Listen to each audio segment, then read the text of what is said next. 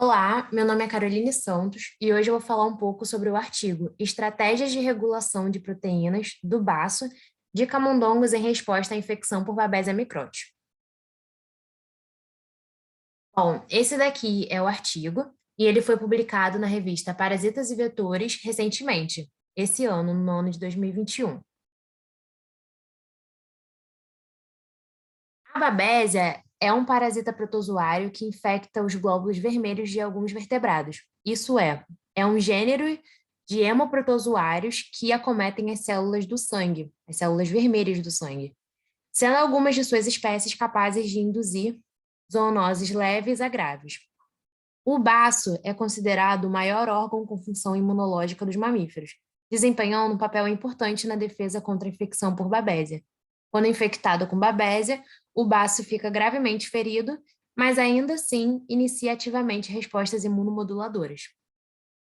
Dessa forma, para que a gente dê continuidade ao artigo, eles tinham o objetivo de elucidar as respostas e autorreparação dos mecanismos reguladores moleculares do sistema imunológico exibidos pelo baço durante diferentes estágios de infecção por babésia. Então, esse estudo utilizou a aquisição independente de dados, que é a DIA, de proteômica quantitativa para analisar de forma abrangente as mudanças nos níveis de expressão e modificação na fosforilação de proteínas em tecidos do baço de camundongos durante diferentes estágios da infecção por Babesia microti. Para que esse objetivo fosse alcançado, a metodologia conta com 8 passos. Preparação de amostras no microscópio eletrônico de transmissão, acompanhado de observação, extração e digestão da proteína, enriquecimento do fosfopeptídeo, cromatografia líquida de alta eficiência com pH alto para separação dos peptídeos, construção da biblioteca espectral de aquisição dependente de dados, a DDA, e também aquisição espectral da aquisição independente de dados, que é a DIA, e análise de dados. Também contaram com análise de bioinformática e monitoramento de reações paralelas e espectrometria de massas. Indo para os resultados, nessa primeira imagem a gente pode observar as células vermelhas do sangue de camundongos infectados por Babesia microti. Então, as bolinhas em rosa são as células vermelhas do sangue e as setinhas pretas estão apontando para essas outras bolinhas coradas em lilás, que são a Babesia microti contaminando as células do sangue. E em diferentes dias, né? 5 dias na primeira imagem, 8 dias na segunda e 11 dias na terceira. Nessa segunda figura, a gente pode observar, através do microscópio eletrônico de transmissão, os esplenócitos dos camundongos infectados com a Babesia microti em diferentes estágios. Os esplenócitos são um dos muitos tipos de células brancas do sangue, só que localizadas no baço. Então, cada uma dessas imagens conta com um tempo diferente. A imagem A foi no dia 0, que foi utilizada como controle. A imagem B, 5 dias.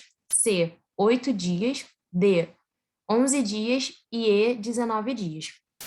Em um primeiro momento, foi observado que a mitocôndria nos camundongos, né, nos esplenócitos dos camundongos infectados pela Babesia microti, estavam significantemente diminuídas, né, reduzidas, mas no 8º dia, o retículo endoplasmático estava claramente dilatado, acompanhado por degranulação, que é basicamente, houve um aumento da sensibilidade das células, né? Uma sensibilização das células.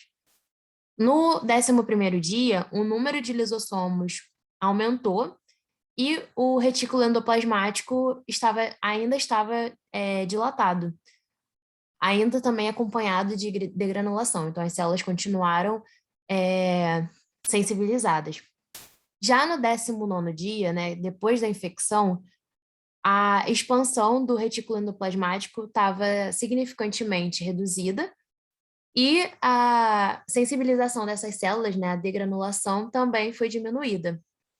O número de lisossomos retornou aos níveis normais, e eles colocaram nessa imagem algumas marcas para a gente conseguir identificar as células, porém, são em branco, numa imagem em preto e branco, então é um pouquinho difícil. Caso vocês consigam ver o meu mouse, né, na imagem 1, a gente pode enxergar lá no meio um pentagrama, né, tipo uma estrelinha ali, mostrando basicamente o lisossomo, aqui, na imagem A. Na mesma imagem, a gente pode ver lá no final, perto da escala da letra A, um triângulo, né, que está apontando para o retículo endoplasmático. E deixa eu ver, na última imagem, na E, a gente pode ver também uma setinha apontando basicamente para mitocôndria, tá? É um pouco difícil de enxergar, caso vocês não consigam ver o meu mouse, tem lá no artigo. Aqui nessa outra imagem, nós temos as estatísticas de identificação dos peptídeos fosforilados, né? Na imagem A, uma ilustração, e na B, outra ilustração. Na A, a gente tem as análises estatísticas do número de sítios modificados, sítios de modificação dos fragmentos de peptídeo fosforilados, né? Então, nós temos verticalmente o número de fosfopeptídeos, né? De 0 a 2.500.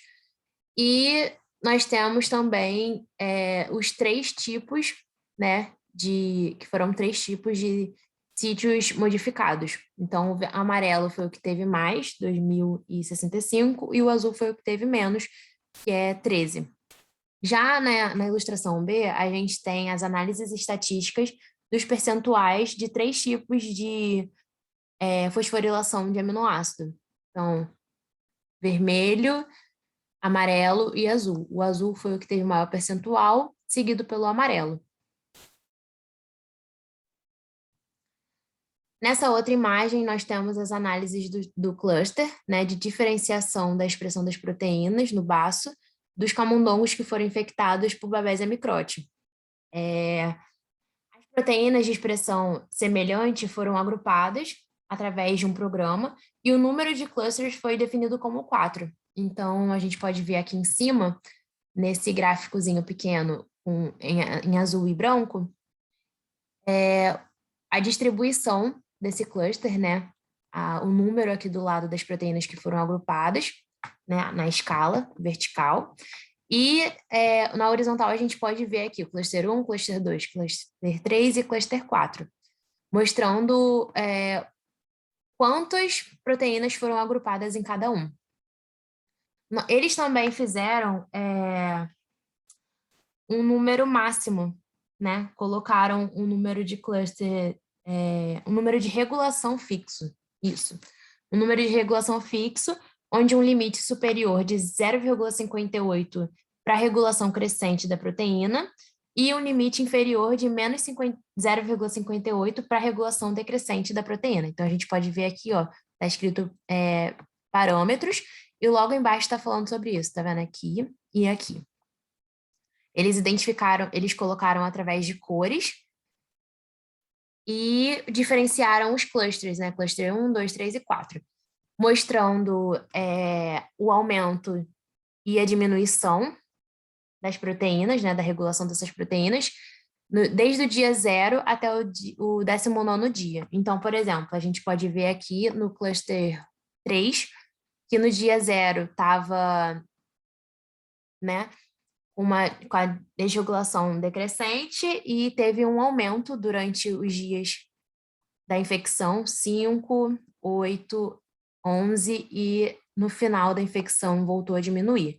Já no cluster 2, por exemplo, estava bem mais alto, né? E foi reduzida, teve uma regulação decrescente da proteína e quando acabou a infecção voltou a subir.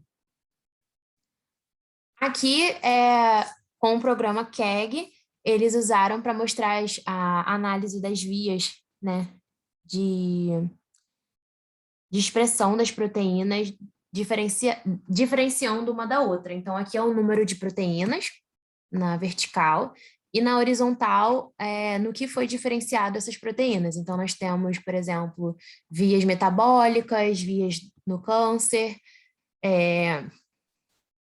infecção do patógeno Escherichia coli, ribossomos e assim por diante. Também fizeram a mesma coisa para mostrar os diferentes clusters, né? Desde o 1 até o 4, mostrando o número de proteínas e no que foi diferenciado essas proteínas.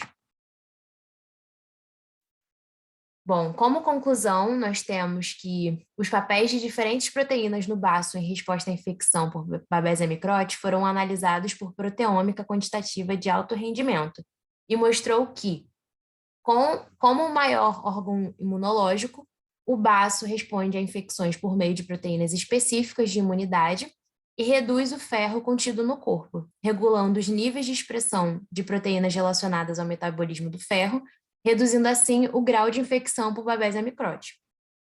A expressão de algumas proteínas relacionadas ao crescimento e desenvolvimento foi também reduzida para inibir a proliferação excessiva das células, evitando assim danos excessivos ao baço. Analisando as características dessas proteínas, podemos compreender melhor os mecanismos regulatórios moleculares do baço em resposta à infecção, e dessa forma, cria-se a condição para melhorar a eficiência do diagnóstico e tratamento da babesiose. Essas são as minhas referências, e muito obrigada por ter assistido até aqui.